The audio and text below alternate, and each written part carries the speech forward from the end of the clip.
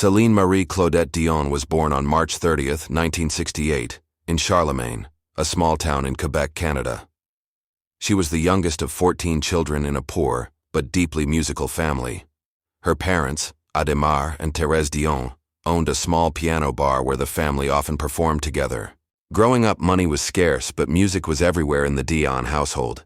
Celine's powerful voice began to shine when she was just a child. By the age of 5, she was already performing in her parents' bar, capturing the hearts of everyone who heard her sing. Despite the family's financial struggles, Celine's parents encouraged her talent. They believed she was destined for something far greater than their small town could offer. At just 12 years old, Celine recorded a demo tape of a song she wrote with her mother and brother. That tape made its way to a music manager named René Angélil. When René first heard her sing, he was moved to tears. He knew instantly that this little girl had the voice of a star. René believed in her so much that he even mortgaged his own house to finance her first album. This risk marked the beginning of a professional relationship, and eventually a love story, that would change both of their lives forever. Soon, Celine's voice began spreading across Canada and France, setting the stage for international recognition. By her teenage years, Celine had already released several French-language albums. She won international competitions, including the 1982 Yamaha World Popular Song Festival in Tokyo, where she stunned audiences with her flawless performance. In 1988, she represented Switzerland in the Eurovision Song Contest and won, giving her worldwide exposure. She was just 20 years old, yet her voice was already commanding global attention. This success opened doors, but Celine knew to conquer the world stage, she needed to sing in English.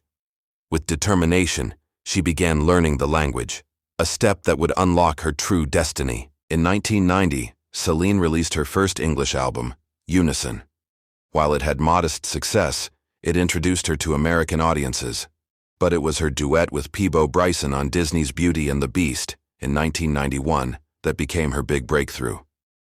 The song won an Academy Award and a Grammy, cementing her place in the global music industry. From there, Celine's career skyrocketed. She became known for her soaring vocals and emotional ballads, captivating millions around the world.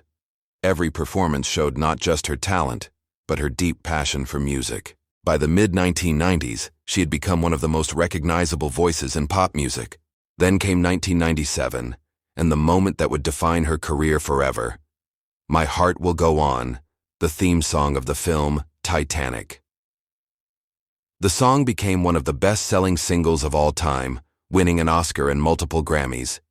The power and emotion in Celine's voice became a symbol of love and tragedy for millions of fans. Audiences around the world were swept away, and her name became synonymous with musical greatness. This song didn't just make her a superstar, it made her a legend.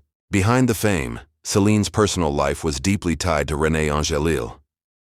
Despite their 26-year age difference, their bond grew into a powerful love story.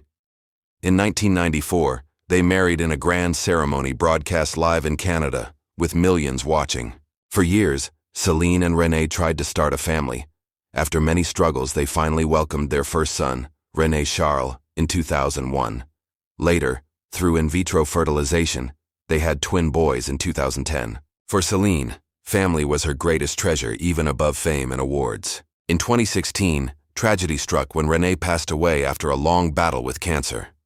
For Celine, it was not just the loss of her husband, but also the man who discovered her, guided her career, and stood by her side for decades. Despite her heartbreak, she showed incredible resilience. She returned to the stage, saying that René would have wanted her to keep singing. Her performances became even more emotional, as fans could feel the weight of her grief and strength. Through pain, she transformed her voice into a message of hope, courage, and love.